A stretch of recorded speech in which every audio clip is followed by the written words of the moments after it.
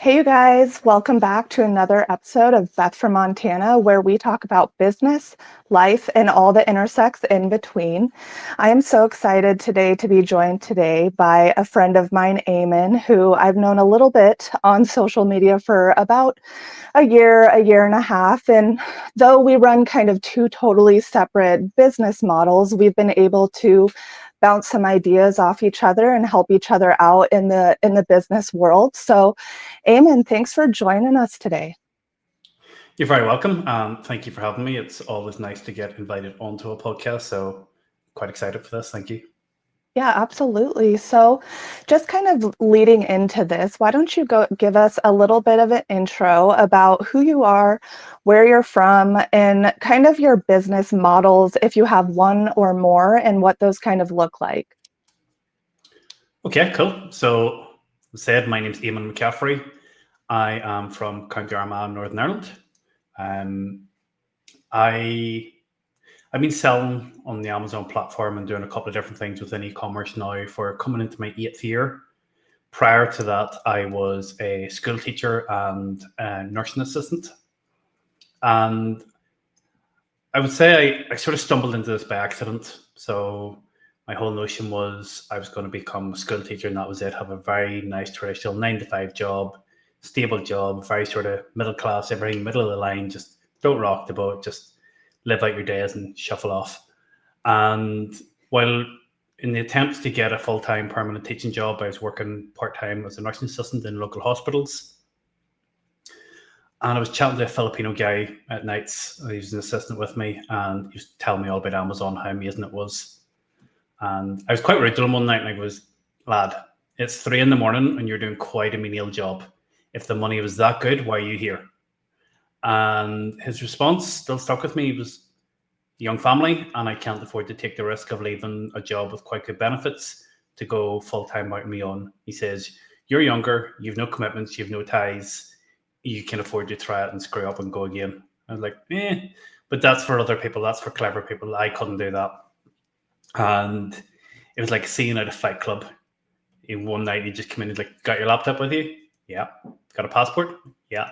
He's like, "Okay, tonight we sell." We're like, "Right." Quite ominous. And we didn't do very much work that night. And he set me up on an Amazon account and showed me the very bare basics of how to sell items on Amazon. And I mean the bare basics enough to just make it work. And after that first sale, I was absolutely hooked. It was just ridiculous. My first item that I remember selling, I sold 5 items before I had realized it. Don't know which one I sold first because I didn't know how to work the app at the time. But the first item I remember selling was a colouring in book that I bought for £1. I sold for £8 and I made £4 profit on it. And I had bought 5 of them, and I was like, that's £20 of profit I made in an afternoon sitting at home. And the potential of it just slapped me in the face. And after that, I was just absolutely hooked. And from then on, that's all I wanted to do. When I was in work, I'd be sitting on a computer. Even now, I will just sit and read Amazon forums. I will just sit and read Amazon terms of service. I'm that nerdy kid that reads the terms and conditions because, well, you have to know what the rules are before you can break them. And to me, it was just a game. And I've grown that over the last 8 years. Since doing that, I have moved into also doing coaching. And then accidentally from doing coaching, I've moved into doing prep simply because, well, I had clients that needed help. And I was like, hey, I've got a warehouse not doing much.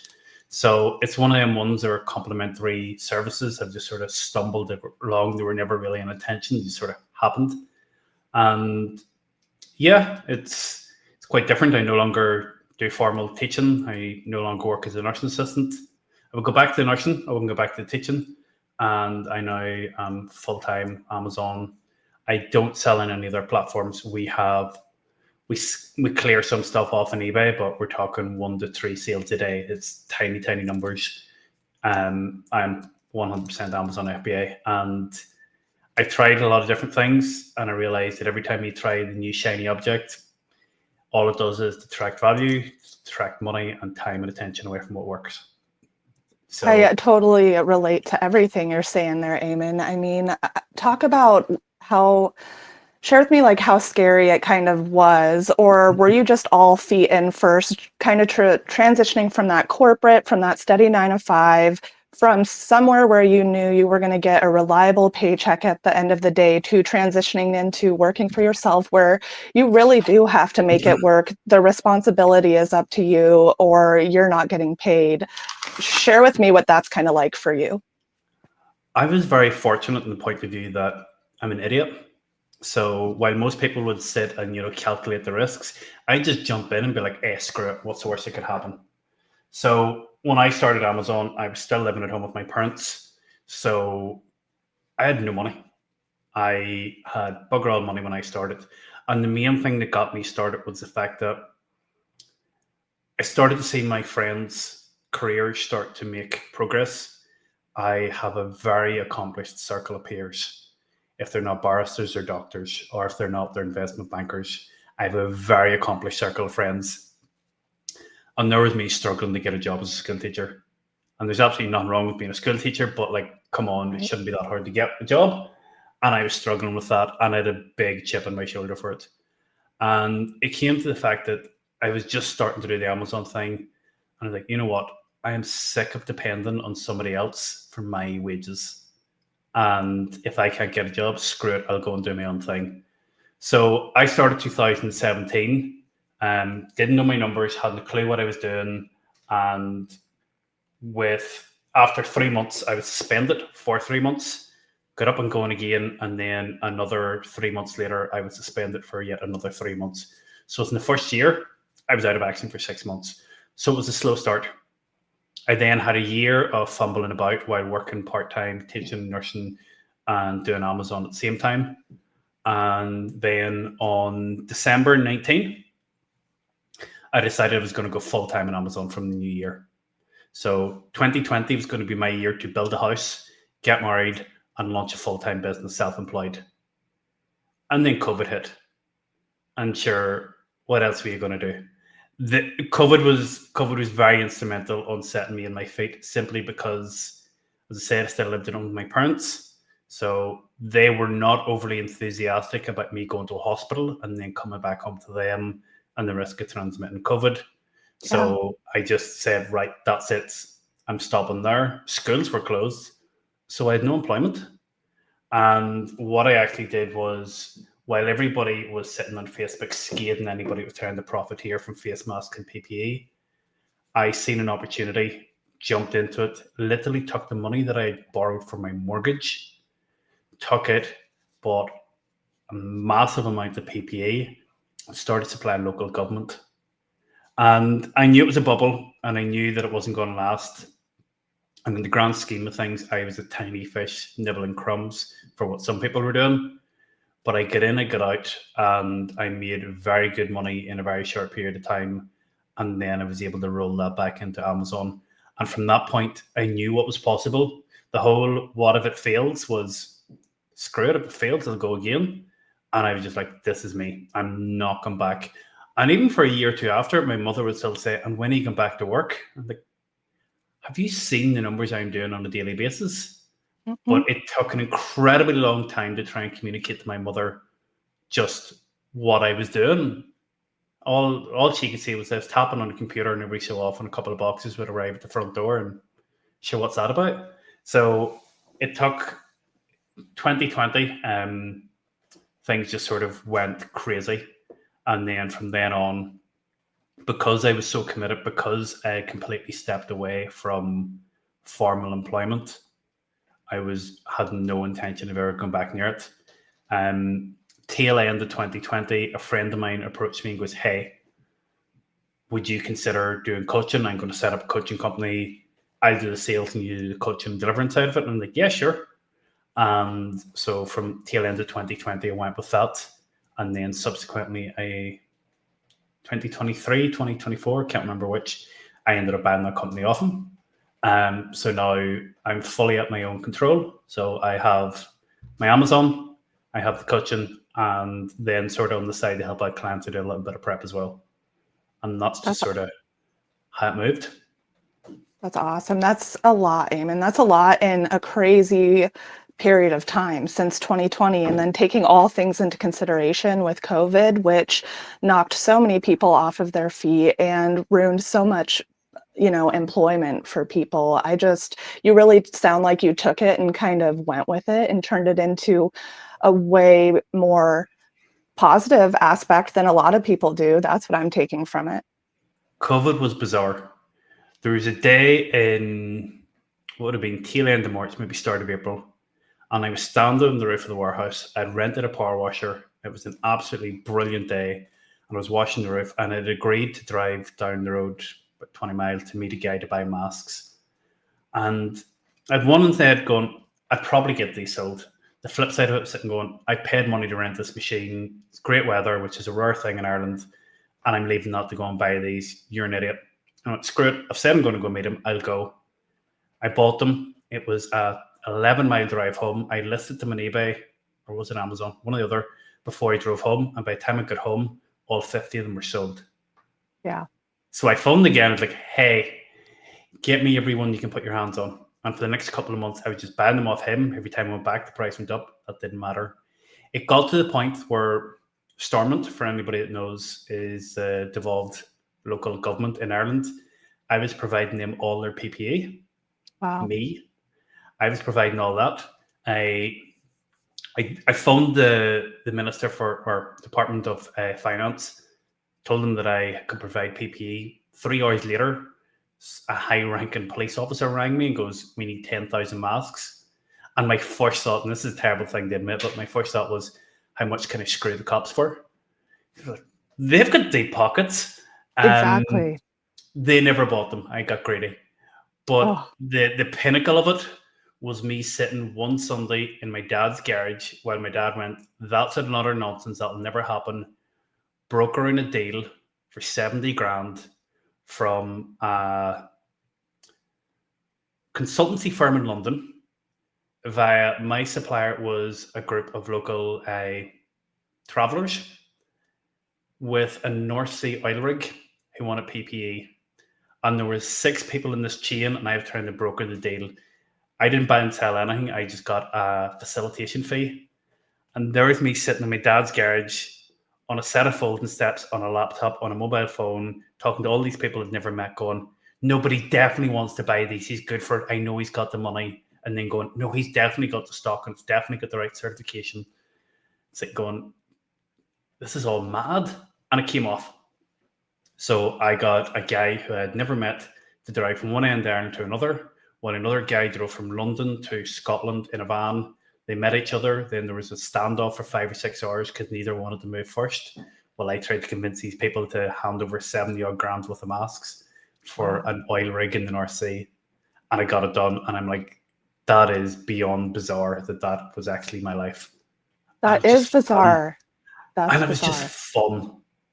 Yeah, and it's like the art of the deal, and it sounds like you kind of enjoy doing it and you do it well. So, like, we know you said that you knew the PPE thing was a COVID kind of thing and it wasn't going to last forever. So talk to me about how you kind of use finding the niche, working on the season, working on the time to find something that's right for you. Like, how do you know how and you enjoy it? So how do you go about that? So just slightly prior to that, I said I got suspended for 3 months. And the reason why I got suspended for 3 months, because I enjoyed the deal. I bought a job lot of cosmetics off like Gumtree, which would probably be the equivalent of Craigslist. And I was selling it on Amazon, and it was selling incredibly well and was making really good profit on it. So much so that I think I ruffled a few feathers with competitors. Got an inauthenticity claim where Amazon was like, hey, we're not saying it's not genuine, but we need you to prove that it is.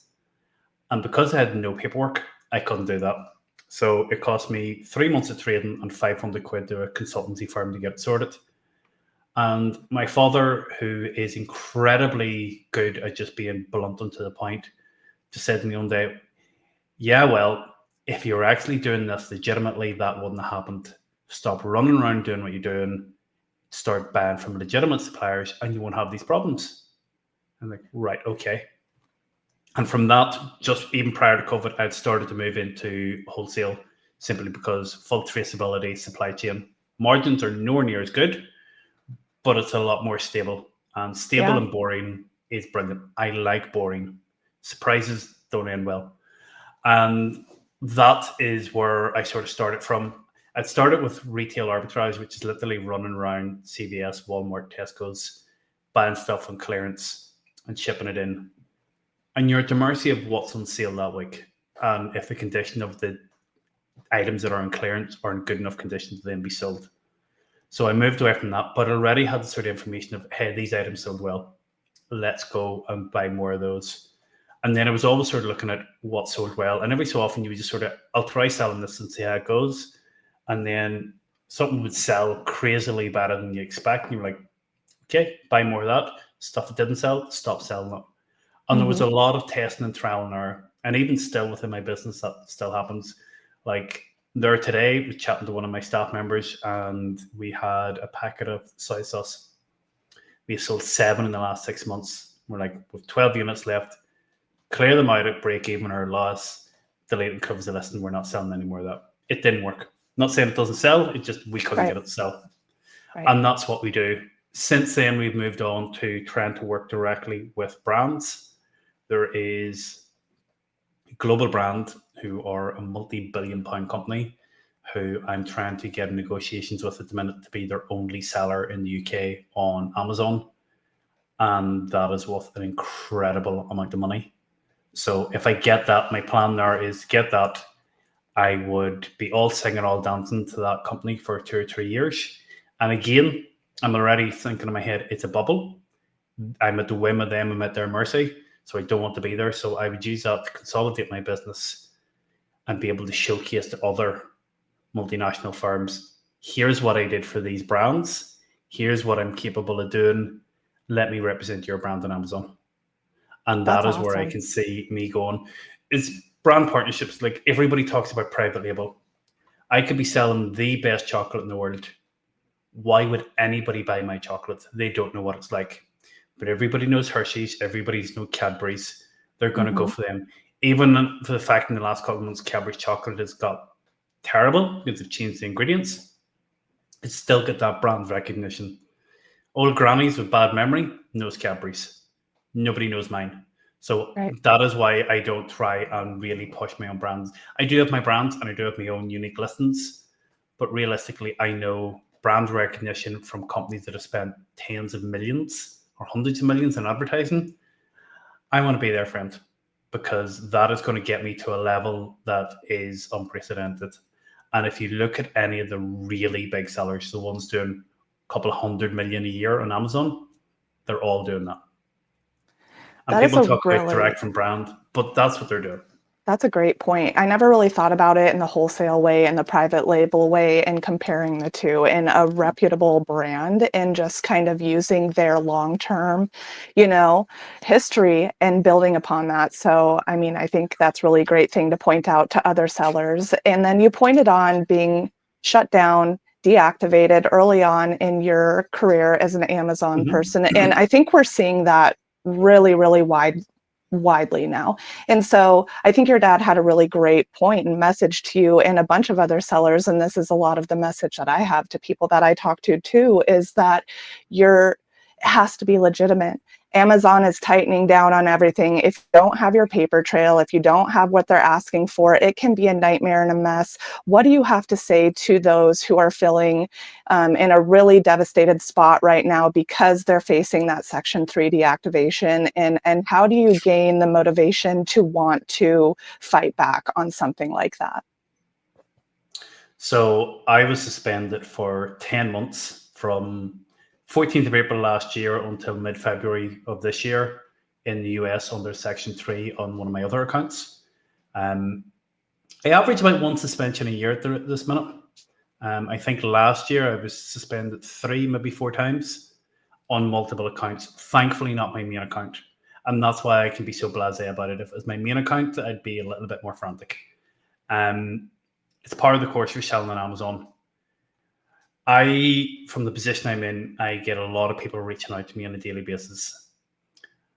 And I can only say that about 95% of them are complete idiots. And they're the reason why Amazon behave the way they do. You Mm-hmm. get a lot of really decent, good people that are trying to either get a side income or make a living out of selling on Amazon. Amazon comes in with what seems to be very abrupt and aggressive tactics, and they're like, this is disproportionate, this isn't fair. Swap seats for 5 minutes to Amazon, and you see the utter clowns that they're dealing with on a day basis, and you would do the same as them. You would just ban and ask questions later. They cannot afford to have any negative impact for their customers. Amazon does not care about the seller. Accept that. Get over the fact that you think you're precious. Put that to the one side. Accept that Amazon doesn't care about you. Their priority is to the seller and the seller's data, and you will go a long way. So it is inevitable that you will get suspended for something at some point in your Amazon career. The one thing I would say is don't respond straight away. Most people respond straight away to send a very emotive message, and tough. It doesn't matter. You have to act as if you're speaking to a computer, because effectively you are, and you have to be able to say. And the amount of times that I've had people message me and go, "I've sent this 5 times over and I can't see what the problem is," and we're like, "Well, the addresses don't match in them 2 documents." It's a simple game of spot the difference. You have to have very clear attention to detail. If you've been suspended at the minute with the Section 3, there are companies out there that can help you write plan of actions. I have yet to hear of anybody that has got suspended that has never got their account back. I was down for 10 months. I have a client at the minute who's been down coming on 7 months. And only the other day, they asked her for a new invoice for stock from a supplier that she had never previously purchased. And that was the best news she's had in about 6 months, because that means they're starting to consider giving her account back. And that's like a massive step in the right direction. Most of the times you have to be incredibly explicit and go, I screwed up. Here's how I screwed up. Here's how I'm going to make sure I'm never going to do it again. And I'm very committed to delivering for Amazon's customers. Take the emotion out of it. They don't care. Say how you screwed up, say how you're going to fix it, and say how you're going to be confident it's not going to happen again. There are a lot of companies out there that'll say, hey, we can guarantee this, we can guarantee that. The companies that I've used so far have been successful. I'd be hesitant about recommending them, because I recommended one before and it didn't work. I don't know what he had done, but it didn't work for him.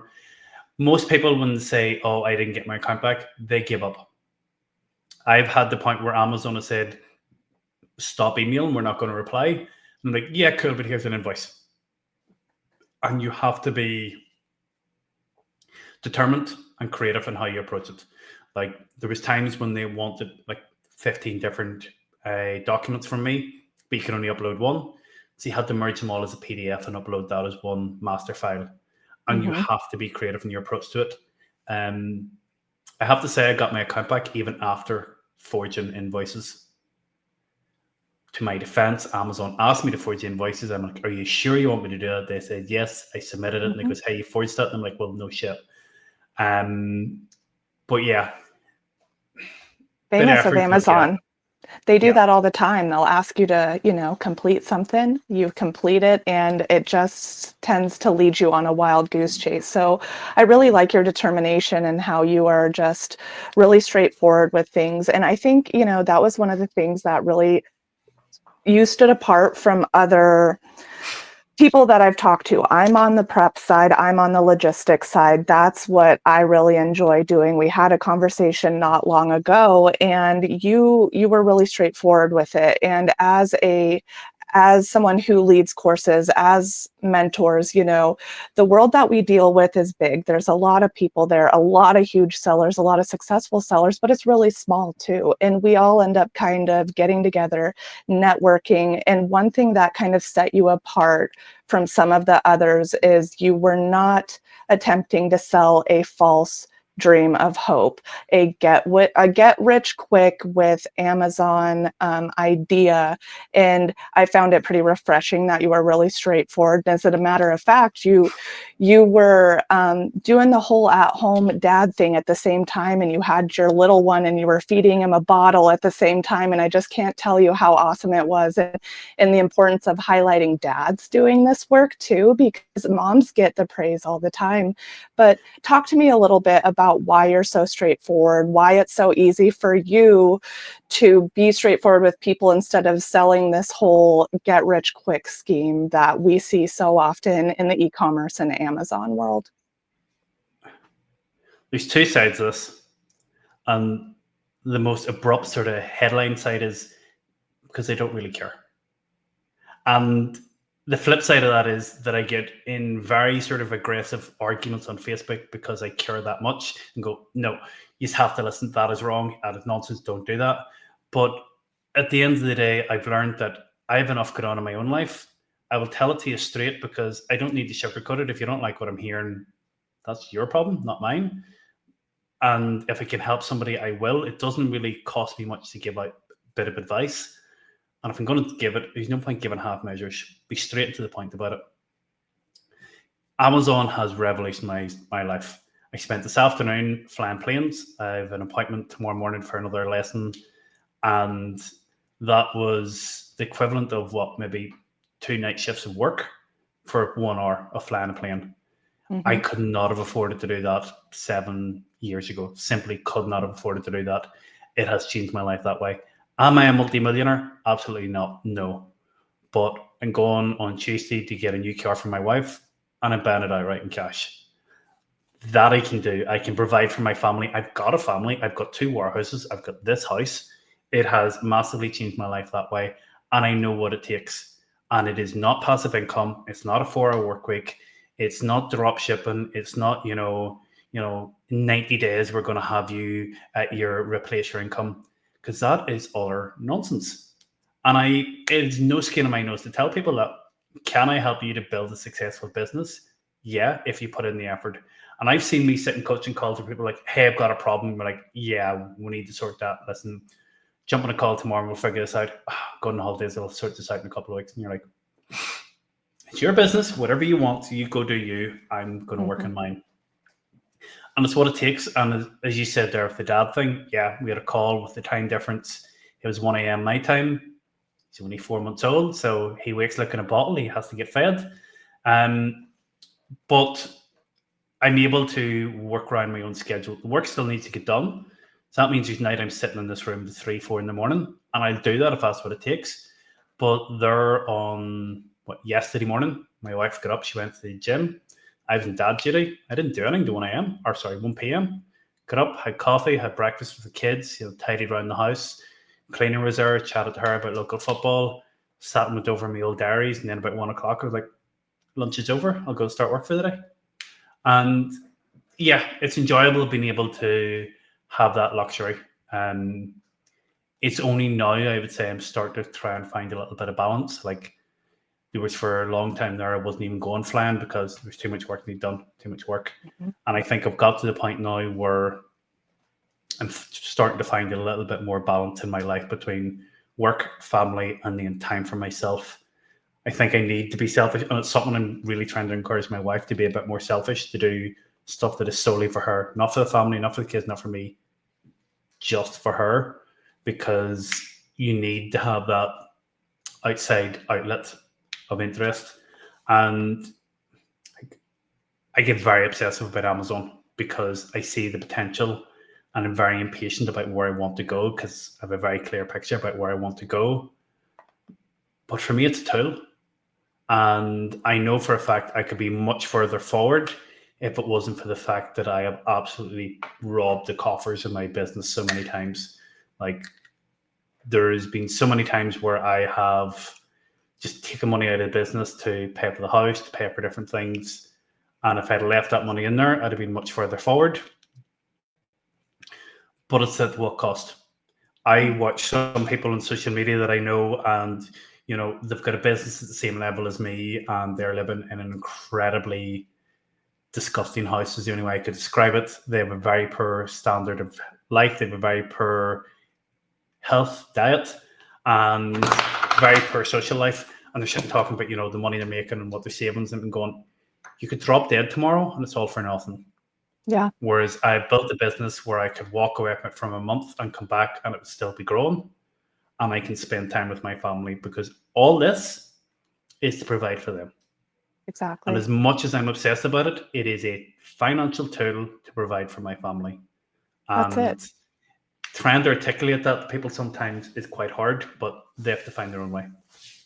Yeah, so I mean, I think you're saying you have to be in it for the right reasons, essentially. You know, if you're going into it with the wrong reasons, you're not going to end up in a good spot. If you chase the money, you'll never get it. Yeah. Genuinely. Every time you chase the money, you never get it. Like at the minute, I've been working since November 23 with that brand to getting the exclusivity. Um, it has went through 3 head offices. It has changed 3 countries now. Come back to the foreign head office, and it's a slow burn because it's such a large company. It has to go through a lot of chains, and it's a slow burn. Yeah. But 15 minutes before my son was born, I was on the phone to the rep going, "Hey, I know you've got that meeting tomorrow. I just wanted to go over a couple of points." And they're like, "Did you not say your wife was going to deliver today?" I'm like, "Literally, the kid's going to be born within the hour, but this is important to me." And it Yeah. was. And my wife, like the midwife, nearly took the head off me when I said that's what I was doing in the corner of the room on the phone. Um, but I wanted that business relationship, but it's not about the money Right. because I can literally buy it cheaper elsewhere, but that's not what I'm about.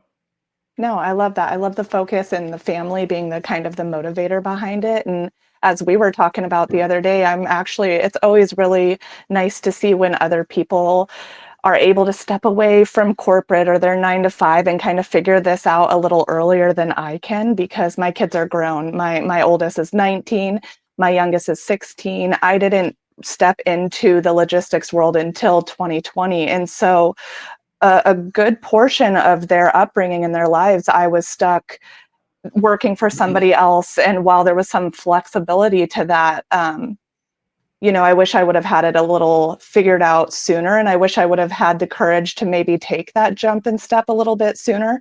But, things all happen in their own due time. And so I guess I keep that at the back of my mind as well. But for anybody who's kind of shaky or fearful to try to bring alive a side hustle, even if it's not Amazon, even if we're just talking flat out business, what would you have to say to someone in them trying to find their niche or trying to discover something that's working for them? Because we all have to fail multiple times first, right?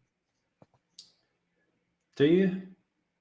I don't think you have to fail. I think you will fail. I don't think you have to do it. Mm-hmm. Um, I think it's about the resilience and having the focus of knowing where you want to go. The one thing I would say is side hustle attitude, side hustle results. I hate the term side hustle because so many, I've got a side hustle. It means I do it when I get the time and it doesn't really go anywhere. And you're sitting going, well, figure out the money you're making for that. And if you work a shift work, pick up an extra 2 shifts in the month and you'll probably get the same money for less bullshit. So Yeah. anything you're going to do, if you're doing it simply for the financial benefits, it will not work. And the psychology, that's very simple. The finances are never going to be enough to motivate you. They just simply won't. Unless you're doing something where you're making millions of pounds a week or a month doing it, in which case you could stick it out until you've got enough and then you'll stop.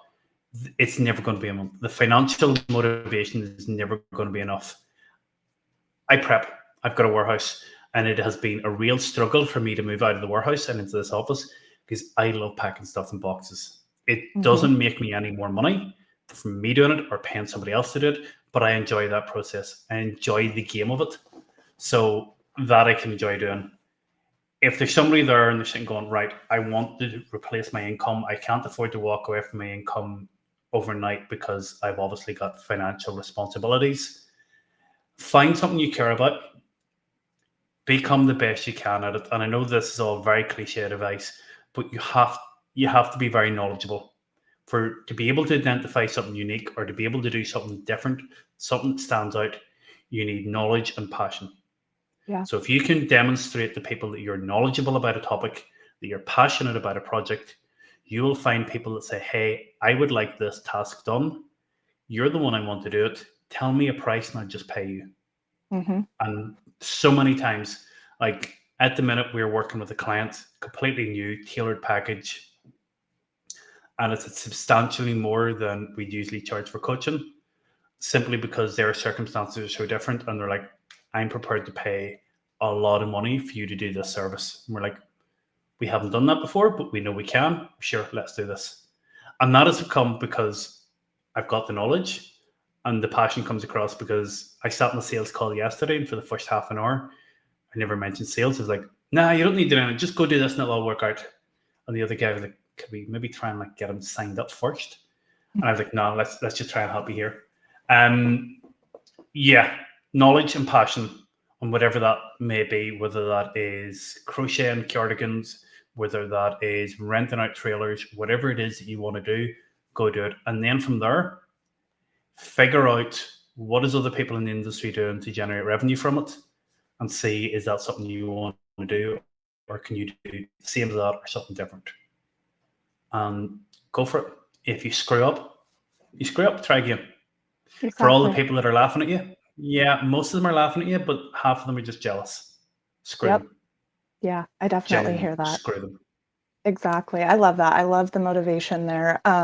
So jumping back into a few thoughts here, there's been some changes recently with Amazon that sellers and 3PLs, logistics centers have all had to deal with alike, and it's the Amazon Solution Provider portal. Tell me your thoughts on that, because what I'm gaining from a lot of people is some of the people who are on Amazon, who you referenced earlier, who are maybe morons, idiots, who are the ones who Amazon is literally making some of these rules for.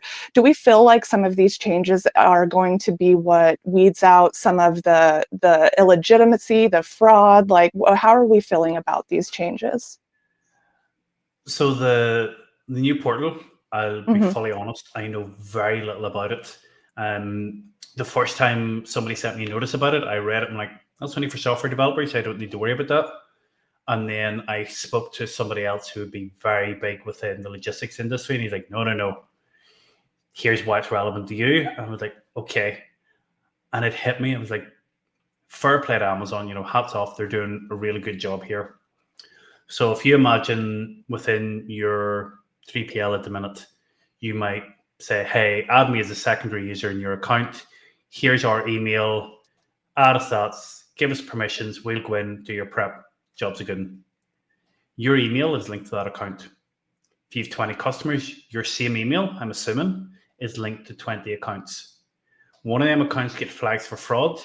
There is a potential that they go in, they see your email, and they flag every account that your email is linked to, and your 20 customers are all dead in the water. And that's going to lead for a very bad day in the office when the phone starts going.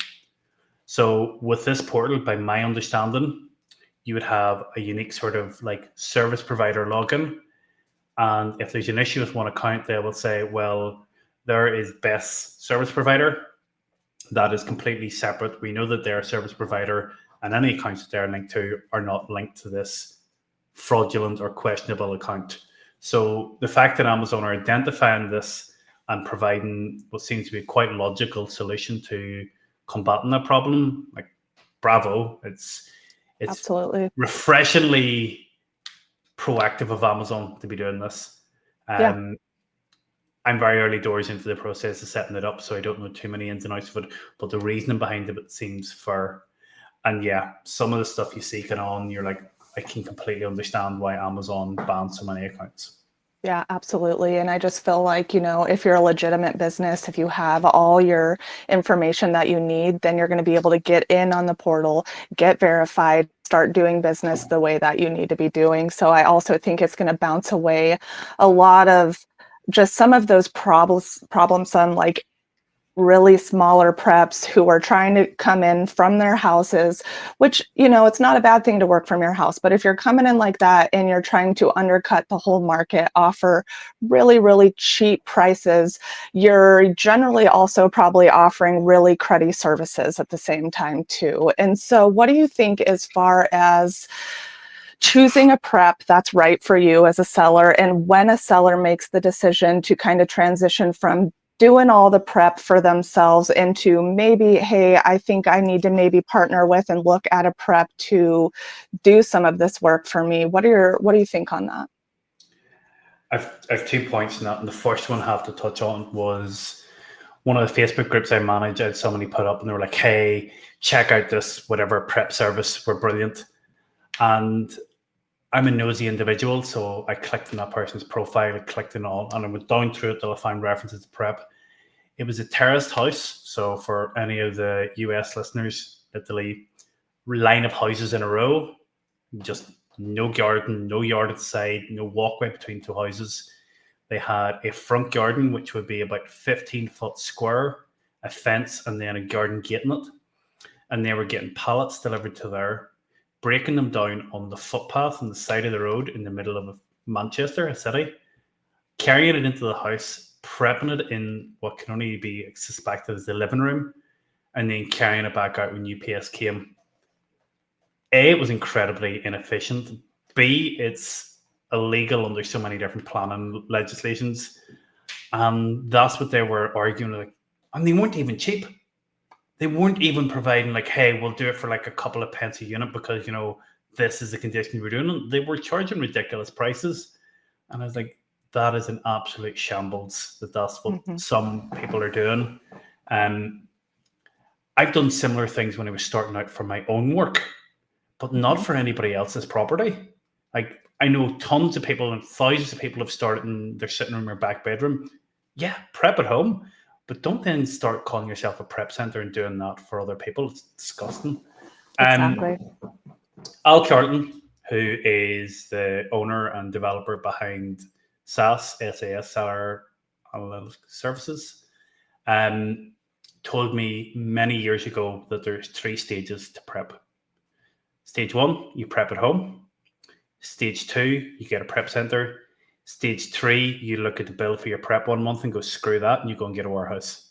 And that is the natural progression most people take. I prepped from home. I then got a warehouse. I then went to a prep center. I was a little bit back to front with it, simply because I had the space and facilities to move into warehousing very early doors. And thanks to my father, I must say, you know, one of the ones where daddy just hands you a very large building. It's quite nice. It was an empty building. There was no cash, so there was no big upfront loans. There was none of that. But so I was able to do that. It got to the point then that I was still doing wholesale and online arbitrage, where purchasing stuff from websites, getting it delivered, prepping it, sending it into Amazon fulfillment centers. And there was only so many hours in the day. So what we were finding was happening, rather than taking on more staff, because it was very much, you know, massive push today and then nothing tomorrow. So I didn't want to take on full-time staff. The OS stuff is just sitting there. And there could be thousands and thousands of pounds of stock. It was sitting 2 or 3 weeks. The prices were starting to dip on Amazon and it was eating into profits. So I took the decision 3 years ago to start sending my OS stuff to a prep center in England. So David did that and we just focused on the wholesale. And then, as with anything in business, you know, it starts off good. You take an eye off it, people's services can dip and wane. And we've moved away from that. We've also completely dropped away.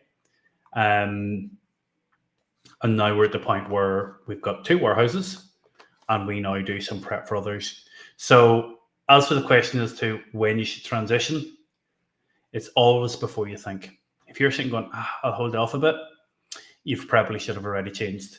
Simply because there is no value added in you sticking a label on an item. So during COVID, I had toddlers packing boxes for me. Genuine photographs of toddlers packing boxes onto lorries for me, or trailers. And they were able to deliver the same sort of service as an adult label in a box. So you doing your own prep, or you paying a prep center to prep for you, is crazy. Okay, prep center is going to charge you money. It is going to affect your bottom line. Fact. Factor that into your sourcing. And if it's not profitable to pay the prep center to do it, unless you're moving 5,000-10,000 units a month, it's not profitable you selling them in the first place. It's the same thing when people talk about negotiating discounts with suppliers. If that 5% makes it lucrative, it's nonsense. You shouldn't be buying in the first place. The time you're spending prepping 50 items in your back bedroom on a Tuesday evening for 2 or 3 hours, you could spend half that time finding a new supplier, checking your data, looking to see where you're repricing items wrong, and do so much stuff that is actually growing your business than actually just sitting labeling bottles of shampoo. Yeah. Get away from that mindset. Pay somebody else to do it. You can use Best services, you can use mine. You can knock the next door neighbor and say, "Hey, I see you watch a lot of Netflix. Do you want to do a bit of work?" Yeah. Whatever that looks like, but pay somebody else to do that. And the simple thing it boils down to, the tasks you're doing, do they add value to your business? Some of them might be essential, but they don't add value. Like the yard in my warehouse at the minute is dirty; it needs washed, and I will pay somebody else to do that simply because me taking a day to do that doesn't add value to the business, but it would detract from a day of my time when I could be speaking to a new supplier in Germany and getting an account opened that could lead Definitely. to massive potential. It could be a complete waste of time, but there's never going to be massive potential in a clean piece of concrete. It's just aesthetics. So basically, you're saying for all of those people who think they're going to go from working from someone else to working for themselves, that it's actually not less work, it's more. I think There's there's a only so many common hours. misconception. Well, people think, "Oh, I want to work for myself so I can choose when to work." And you're like, yeah, you can work the first 18 hours of the day or the second 18 hours of the day because there's nobody else coming to do it for you. Mm-hmm. I don't have to work today if I don't want to. But the work that I didn't do today is there on Monday, and Monday's work's there too. And if you decide to take a week off, hey, you're working 2 weeks next week. Yep. There's that way of it. But there's only so many hours in a day. And if you're getting to the point where it's not all getting done, you need to start farming that out. So if that is Yeah. the physical labor of prep to a prep center, if that is remote services of admin support from virtual assistants, whatever Mm-hmm. that looks like we have a cleaner, and people go, "Oh, well, you think you're a big shot? You've got a cleaner comes in to clean your house. You're a young couple. Surely you could do that yourself." And we do, but it's just nice that one day a week somebody comes in and just sort of like brings it up to a good standard. Yeah. And we pay quite well for that, but it's nice that I'm not having to finish work where I busted myself all day and then go, "I need to go and clean the shower." It's Mm-hmm. done. And you just sort of factor that into your cost of living. We don't live lavishly, but that is something that we prioritize spending on. And it's the same within the business. I don't read my own emails anymore. And I said that to somebody the other day, and they're like, "Wow, I wish I could get that." And you're like, it's not magic. I'm paying somebody. You could do the same. Mm-hmm. Now, they're working in a corporate environment. They probably can't let somebody else into their corporate emails. But I have 10 accounts on Outlook, and if anybody knows how to get more, please let me know, because of 5 others in Gmail that I have to manually go check. It's torture. I was spending an hour a day deleting emails. Yeah. Now, I go in the morning, there's half a dozen flagged, a couple of pinned ones, and I've got a notice in Trello, these need replied to. Great. I don't need to do analysis paralysis and overwhelm of trying to read utterly nonsense emails about, Sam's Club having a 5% sale on today. Don't need to read that nonsense. Mm-hmm. I've grown beyond that within my business, and I don't mean to come across as arrogant when I say that. No. But Mm-mm. this morning I sort of payroll. I paid a couple of suppliers. Oh, thank God. I was like, did I send that? I emailed across my ASINs for top deals. Deadline was today. Got that all done. I spent 90 minutes, got everything on the computer, and that was me out the door till 5 minutes ago. Yeah. I got it all done. I didn't have time to sit and read emails this morning, Mm-hmm. but there Exactly. was important emails there that needed replied to. There was 2 important emails, and they were sitting and flagged. No, I really My like that. assistant, yeah, Yeah.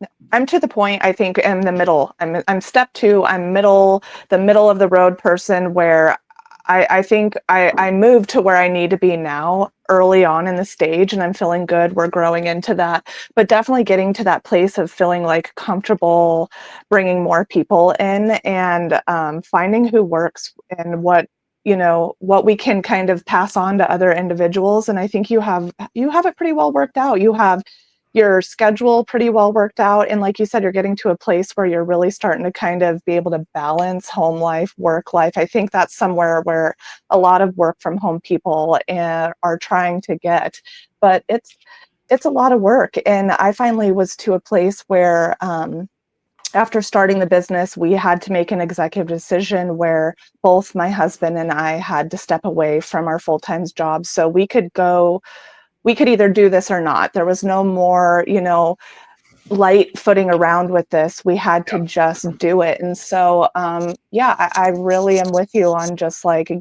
getting it done, putting in a schedule, sticking to it, and remaining really, really disciplined. Because if you're someone who's working for themselves and you don't have the keys to remain disciplined, do the work, do the research, and then put it all together and make a plan out of it, you're gonna be someone who's really overwhelmed and struggling to kind of make sense of your own business. For a very long time, a lot of my business was firefighting. We've got a panic. This needs done now, and I've managed to get away from that. I am the laziest person I know. If I didn't have to get out of bed in the morning, I wouldn't. But I haven't figured out a way that the money just magically appears in my bank account, so I still have to go and do work. And while I am self-employed, I still work. But my attitude is, does this need done? And if it does it need to be me doing it? And if it needs done, it needs to be me doing it, right? Does it need to be done today or can it be done tomorrow? Mm-hmm. And it's that weeds out 90% of the stuff that you could faff about for 3 or 4 hours doing absolutely nothing on. Case in point, here's a brand new phone, because within the warehouse, staff out there, and for logging into other people's accounts, the one-time pin was coming through my phone. And I was away the other day and he was messaging me, and then because I was driving, I didn't see it, did the phone me, and I was like, right, this is not efficient, and I don't need to be disturbed right now for this. So I just threw money at the problem and it fixed it. And that was a one-time payment, gets you a phone, sorts out. But I'm going to rebuttal what you said and ask you a very targeted question. Do you do your own invoices? Yeah. Why? I do. I'm looking to outsource that. It's terrible. And I'm fully aware of how terrible it is. It's taking probably 2 full days of work out of each month for me to do my own invoices. It's a pain. It's overwhelming. To be honest, I'm still wrestling with really just finding some software that works for our logistics center. I know a lot of people who do software and who even have created software. And so that's been a tough thing for me to decide what works for me and where I want to move with that, because no, it can't continue any longer. I like things incredibly basic. We run a very, very basic operation. It's a very simple fact. The more basic it is, the less moving parts, the less chance of something going wrong. Mm-hmm. And I know what it's like when you've had negative experiences where somebody else is handling your property and your business, and they're dropping the ball, and you're trying to be polite, but at the same time you're screaming inside going, can you effing do your job right? So we run very, very basic systems. I've only recently moved away from doing my own invoices. I don't use software because that's going to be a monthly cost. Instead, I have a staff member does it. So one staff member goes, client A, 50 units prepped, 40 of them were single units, 10 of them were poly bags, 1 box used, 1 hazmat fee. Here was a hazmat cost. Somebody else comes in, tallies that all up, generates out the invoice. I get emailed a copy, customer gets emailed a copy. Very simple. That also then means that if there needs to be a note put beside that of, hey, we agreed that we're going to give a discount in this, or we reused a box, or, actually there was extra bubble wrap in this, that can be done. That can be monitored. And it just means then that if a customer comes back and goes, here, what about this? There's somebody there to answer those questions. Whereas software complicates things. And that's what I've done. But I like delegating stuff out and giving a human being the responsibility to doing that task. And you sound good at it. Just get somebody else to do it. They're all my staff are more intelligent than me. Honestly, I want, and then I'm like, why is that not happened yet? Why isn't that happened yet? And most of the time, like, the reason why I'd argue that I'm good at coaching on Amazon, and I do, I think I'm very good at my coaching on Amazon, is for one very simple reason. Is because everything that I have done on Amazon, I've done the hard way. It has been hard work. It hasn't just been, it's fallen into my lap, or I've been incredibly intuitive and it's just sort of hit me. No, there's been a lot of reading, research, failures, trying again, looking at something going, that's not going to work.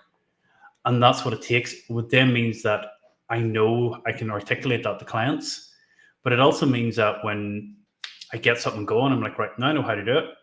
Go, you do that. Here's an operating guide on how to do that. That's your responsibility. I don't ever want to do that again Hmm. because I know at the level I want to be at. Like Jeff Bezos, when was the last time you think he packed a book into a box? Oh man. You have to get away from that level of it. And it's the whole Warren Buffett cliche, if you don't figure out how to learn money in your sleep, you'll never, be wealthy. It's that Hmm. thing. There's only 24 hours in a day. If you want to have decent level of cholesterol and health, if you want to have time to family and kids, if you want to actually enjoy life, you need to find a way to generate a standard that it's not just you. Plus, and it's one thing I say so often that people don't understand, and it's the dad's dead test. So there's you and your husband in your business at the minute.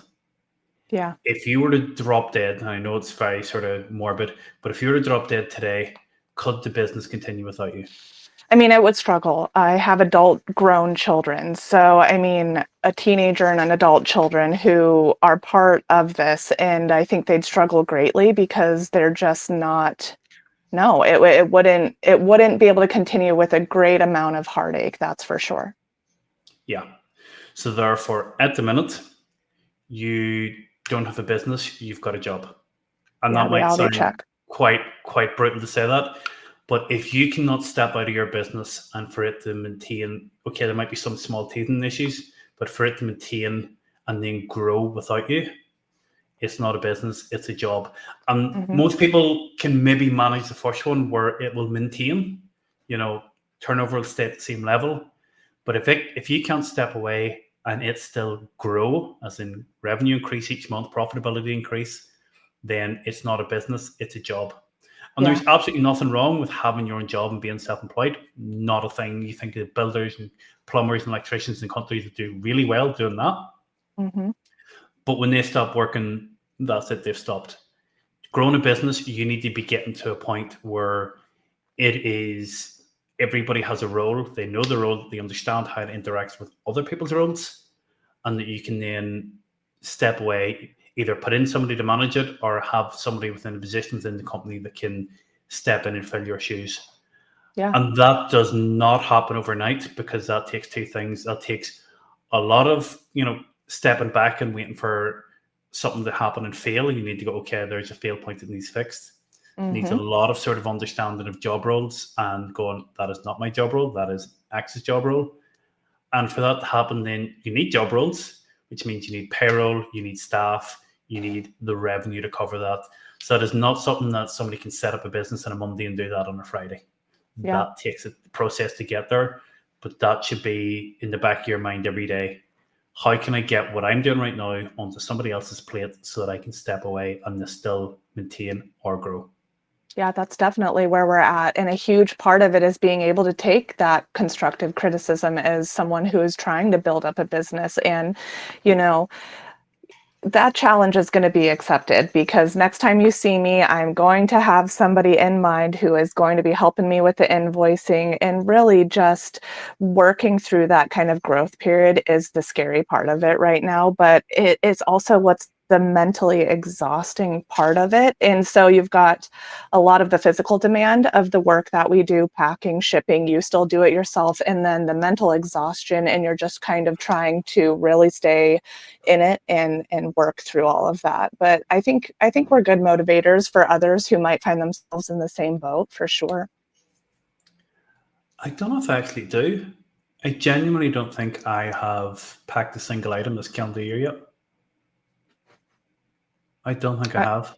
I'm heavy on the packing and shipping. That's what we do. Logistics is my thing. That's what I really find a deep interest in. And I love packing and shipping and the logistics. I think in a way that you really like Amazon and the numbers and the data and some of the things that I find maybe a little more intimidating from my aspect.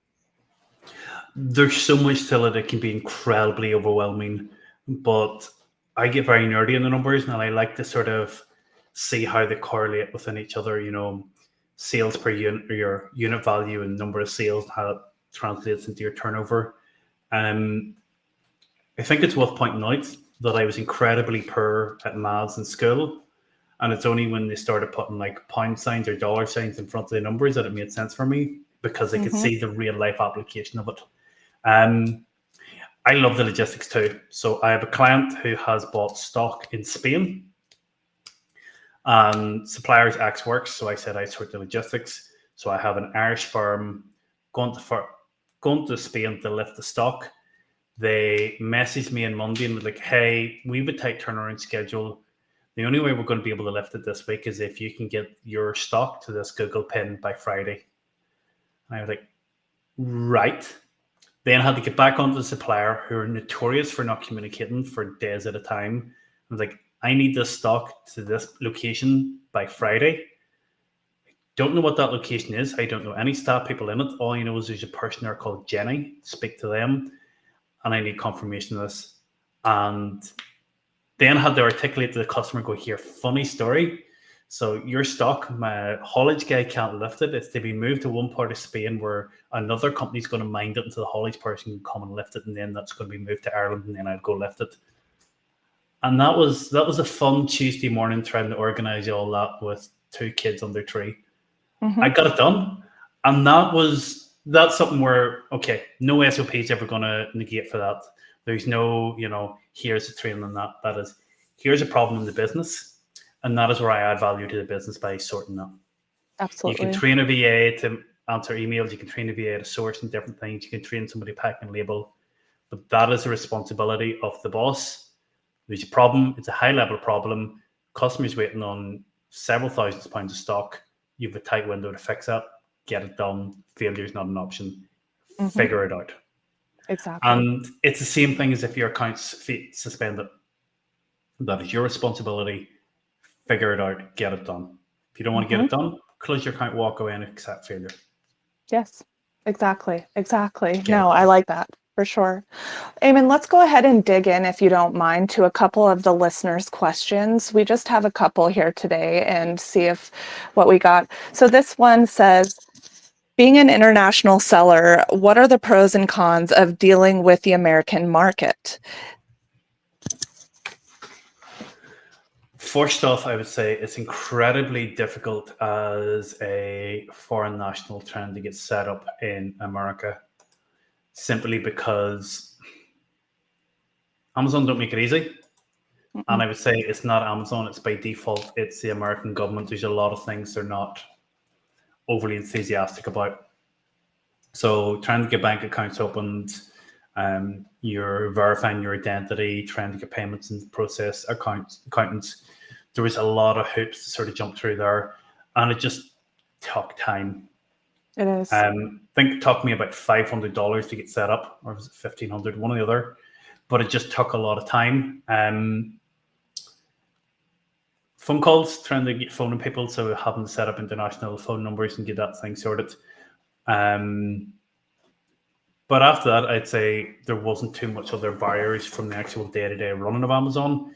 It was just the initial setup was a lot of paperwork, and a lot of it wasn't very, as with anything on Amazon, what they actually want you to do isn't always made abundantly clear. So you're trying to sort of fumble in the dark to what's the actual solution. One of the biggest challenges that I had that I overcame very well was credit rating. So brilliant UK credit rating in the US. Who am I? Didn't have anything. So I was managed to be able to get Amex to mirror my UK credit rating into the US, which was a brilliant win. I was also very fortunate for me. I know it mightn't be beneficial for everybody, but I lived in America for a year and studied. And while I was over there, I managed to get a social security number. So that just opened a lot of doors very quickly to go, hey, I might be Irish, but I have a social security number. And I was nerdy enough that I kept it for 15 years and I still had the physical copy. So that was handy. But after that, it's like anything else. If you want it, there's a process around it. You might have to make a few phone calls and speak nicely to somebody, but you'll get it done. Be persistent, absolutely. So on the tail end of that, if you're an American seller who wants to sell internationally outside, anything that anybody should consider there or take into consideration, is it as hard as trying to get set up in the American e-commerce market? So I I did something that Amazon wouldn't overly encourage, whereby I set up an LLC and set up a separate Amazon account in the US, which, considering it then was suspended for 10 months and quite happy, was completely partitioned from my UK operations. But if you are a US seller and you want to sell in North America and then you feel like selling in Europe, Amazon will tell you should just turn on build international listings. And then that way you have your US account. You have all verified all that information. You can be selling in North America. And then if you want, you can sell in Europe by getting your stock shipped directly to Germany. And this are distributed out throughout Europe there. I would ask you why you want to do that. The simple reason, yeah. it's so many people are going, oh, I've started Amazon and I'm going to start selling this. I'm going to start selling there. I'm like, oh, I'm doing 8,000 a month. Why? Mm-hmm. Unless you're doing well over $1 million a year in one marketplace, you have by no means tapped the full potential of where you're selling at the minute. Focus on what you're doing and do it properly there, rather than trying to act the big dog and say, I sell in 10 countries. Cool. But you're not selling in all 50 states, so focus on that one first. And that is where you're like, it sounds good. It looks good for the gram of, I'm selling in North America, I'm selling in Europe, aren't they great? And if you're your own private label product, you shouldn't go and put a global exposure. Optimize your images and your PPC and get more exposure in North America, and then turn that on. Because logistics, returns, stranded inventory will burn money like you've never seen. Yeah. A friend who was shipping stock from UK to the US, they sent over £10,000 of stock. There was 12 tubes of toothpaste in it that included fluoride. It cost them 10 grand to get that back. Because there was fluoride in 12 tubes of toothpaste, and they said, can you just open the pallet and throw them 12 tubes in the bin? Absolutely not. Wow. 10 grand. Big mistake. Now, yeah. Expensive mistake. Expensive mistake. Now, they were at a level where they were able to handle it. I'm not saying they could afford it, but they handled it. So I think it's crazy. And I've been guilty of this myself. And as I said, most of the time when I'm saying don't do something, it's because I've done it and know how badly it went. People, they want to do this because it looks good. Who are you trying to impress? It's nonsense. Yes, it might look good for Instagram or whatever, or you might be trying to compete with a circle of sellers that you're trying to stay and rub shoulders with. No. Focus down, get at least £1 million a year in one marketplace before you start moving on. You don't need to be doing anything else. Yeah, no, that's the perfect information. Definitely stay true to yourself, focus, and dig deep. Let's move on to one last question here, and it's a little bit of a lengthier one, so I'm going to do my best to get it all down here. So this says, my question is, I just completed a graduation in information to technology, but I am more interested in e-commerce. How can I take a startup? Because currently I'm unemployed. I have no investment. I have a little bit of experience on Walmart and two-step model, which we'll talk more about, you and I, because we hear a lot about this two-step model and drop shipping. What do I need, this person said, to begin to be successful in e-commerce?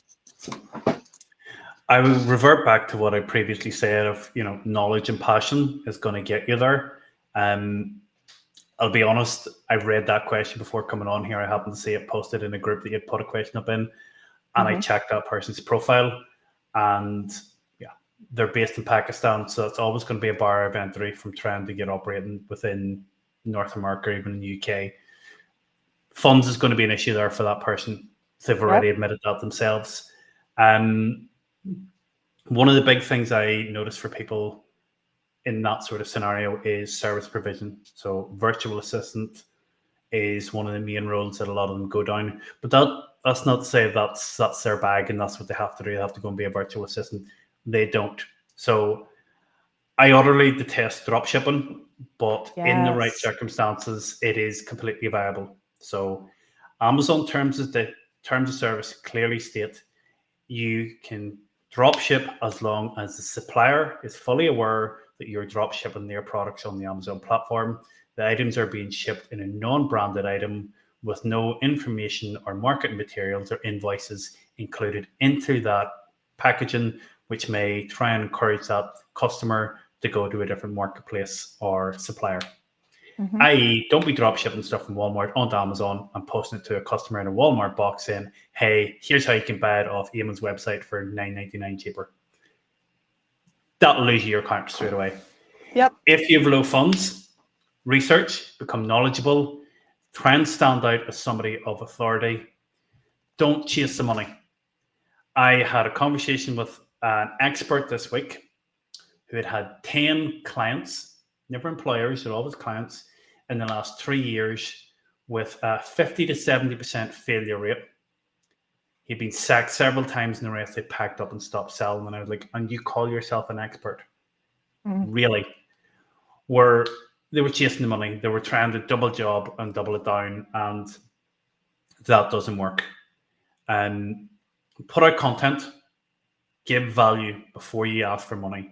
If you can say, here's an item that I have found, it's got, great profit, this, take it for free as a gesture of goodwill that you can trust that what I'm doing is honest and accurate, and then build up that relationship. When you've got that relationship with one person, stick to it. Don't be trying to supply it to 5 people. Case in point, I hired somebody, and when I started saying to a friend that I had done that, they're like, oh yeah, I know him. He sent me this really great lead for a remote control car. And I'm like, I got the same one. And I get that if you're prospecting and you're sending it out, send it to 100 people. Once one person replies, stick to them. It's a bit like dating. Yeah. Once you find somebody that you really like, if they still see you chatting up other people, they're going to be a little bit annoyed. Mm-hmm. So go down that road, demonstrate value, demonstrate that you know what you're talking about. You're straight out of university with a little bit of experience. Don't say you're an expert. I'm 8 years at this, and every day I'm sitting going, I probably need to learn more. Yeah. I recorded content last Friday night. I recorded 1 hour content. I read for 4 hours before recording because I wanted to make sure I was right. So to be an expert, be at this 5-6 years before you even dare utter those words. Know what you're about. Put your name out there in a professional manner. Cold DMs don't always work. Put value into Facebook or Instagram or other social media platforms. Showcase your work and wait for people to come to you. Now, you might have to wait longer than if you're cold DMing, but the results will be much better. Yeah. Once you're doing that, once you can get working for somebody and build up a little bit of revenue, then start very small, do it yourself. Drop ship, but make sure you're using a supplier that is going to deliver. And then once you've got a little bit of funding behind you, then start moving into whatever is the area that interests you. Start small, know your numbers, reinvest, don't take a wage out of it. Speaking to somebody recently and they're like, business isn't doing well. Like, they were doing like 7 or 8 grand a month turnover. And they're like, I'm really struggling just to take a wage out. I'm going, you're not at a level where that business that can sustain a wage. Reinvest that money back in. And from there, you should have good success if you do that right. Yeah, it takes work. It does take work, and I really appreciate getting to those questions and giving, again, an honest feedback to people instead of just, saying it's going to be an easy cakewalk and they're going to make a whole lot of money doing it. Eamonn, I want to thank you so much for taking time out of your busy schedule to visit with us, to come on the podcast. You also have a podcast, so where can people find your podcast and hear more about your coaching? Can you give us a little bit of information of where people can find you? Sure. So I will ping you all the links so you can drop them down below. But you can see there, my name, it's IGN Entrepreneur. So that is my coaching company. You can find us predominantly on Facebook. We are on Instagram, but we just don't really sort of value it out or push it out enough. We are currently redoing the website. It should be live, but let me see. IGenEntrepreneur.com will get you to our website. But Facebook's the easiest one. Hopefully you will grab my links and be able to share it out that way. If anybody wants to book in a call to chat, more than welcome. But yeah, I'd say Facebook's the easiest place to find us, or we've got our own website, IGenEntrepreneur.com. Nice. And where can people tune into your developing podcast that you have? That little gem. So, Entrepreneur Essentials on Spotify. I have no idea if that reaches America or not. I'm assuming it does. It's a global No, it platform. does. Uh, Yeah. Great. Give it a listen. It'll help engage it to double figures of listeners. Um, yeah. So my podcast, I try not to have it all things Amazon because I want it to be about entrepreneurship. Yeah. So far, it has been pretty much all Amazon. The last person I had on it, counterpart of your Beth, he runs a prep center in the UK. So I was interviewing him about that. But what I want to do is start getting different businesses on and going, hey, what makes your business tick? What's good, the bad, and the ugly? What does it take to run that sort of a business? And really start to drill down and get more interesting people on to do that, to see about, to make it interesting, because there's hundreds, if not thousands, of entrepreneurs in the country that are making an absolute killing. They could be washing out recycling bins, they could be cleaning cars, whatever it is. They could be beauticians, and they might have an interest in entrepreneurship, and they really do not want to listen to me talking about the buy box because they're going, well, I sell her products in a salon. That's of no interest to me. I'm out of here. So I wanted to make sure that my reach wasn't completely focused on just Amazon, because there is more to life than Amazon. There truly is. It's made wonders for me, but that's my bag. It's not everybody's. So Spotify, Entrepreneur Essentials. The minute we're trying to put out a podcast every 2 weeks, we've only done 4, so bear with us on the quality and content. And any feedback, greatly appreciated. Any reviews, especially positive ones, be greatly appreciated too. And subscribers, apparently that's a big thing, so follow me. Yeah, you guys absolutely follow, like, and support Eamonn and his podcast. And thanks for joining us again for another episode of Beth from Montana, where we are going to be highlighting people in business and the trials and tribulations of running business. We appreciate you guys, and we hope to see you guys back again soon. We'll see you guys later. Bye. Thanks.